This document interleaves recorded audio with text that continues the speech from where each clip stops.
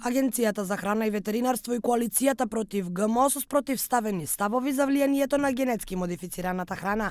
Директорот на АХВ Зоран Атанасов го бранеше предлог законот со аргументот дека нема научни докази дека ГМО храната е штетна, додека коалицијата тврди дека судската пракса ја докажува штетата. Противниците на ГМО посочија на тужбата која ја добил градинар од Сан Франциско, кој докажал дека неговото канцерогено заболување е последица на пестицид произведен од компанијата Монсанто. Судот пресудил дека Монсанто треба да го обештети со над 200 милиони долари. Во тужбата конкретно е докажано дека човекот има добиено рак од глифосатот кој што е докажано канцероген. Не само во тој случај, има докажаност и за ризик од загрозена плодност, поврзаност директно на глифосатот и токсичноста со аутизам и така натаму. Така што поврзувањето на ГМО производството е несомнено поврзано со користењето на тие два хербициди. И самата регулатива на Европска унија ќе видите дека таму не се забранува све вкупно, него се оди по случај по случај.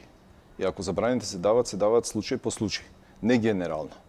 Иако морам да кажам веднаш дека во 2015 случи еден тренд, 5-6 држави прогласија забрана за култивација на генетски модифицирани организми. Значи, пред се мисли на растенија. Меѓутоа, веднаш ќе нагласам. Овој закон за безбедност на храна не ја тангира ова работа. Култивацијата се регулира со законот за генетски модифицирани организми и дел се регулира со законот за семенски материјал. Органските производители тврдат дека се загрозени и стравуваат дека би можеле да ги изгубат дозволите ако некој во близина насади генетски модифицирано семе. Регулативата секако налага одредена оддалеченост помеѓу органското и ГМО производството. Директорот на АХВ пак смета дека на генетското модифицирање треба да се гледа преку поединечни случаи. Во моментот кој ќе се пушти во промет производство на генетски модифицирани организми во Македонија за исхрана, тоа влијае врз целиот екосистем.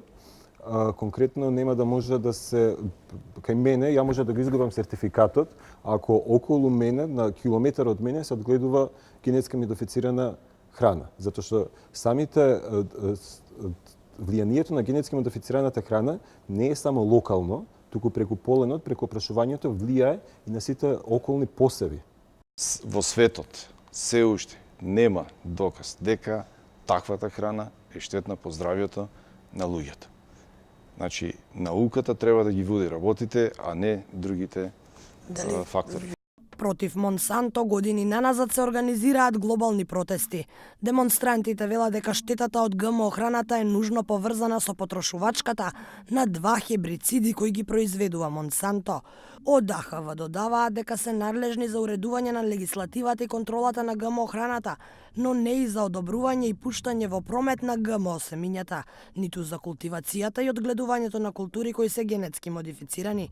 Агенцијата за храна и ветеринарство не е надлежна институција ниту за контрола на влијанието на овие генетски модифицирани култури врз животната средина и врз биодиверзитетот во природата. Министерството за животна средина пак и Министерството за земјоделство не се огласиле со свој став откако Атанасов го соопшти предлог законот со кој ќе се дозволи ГМО.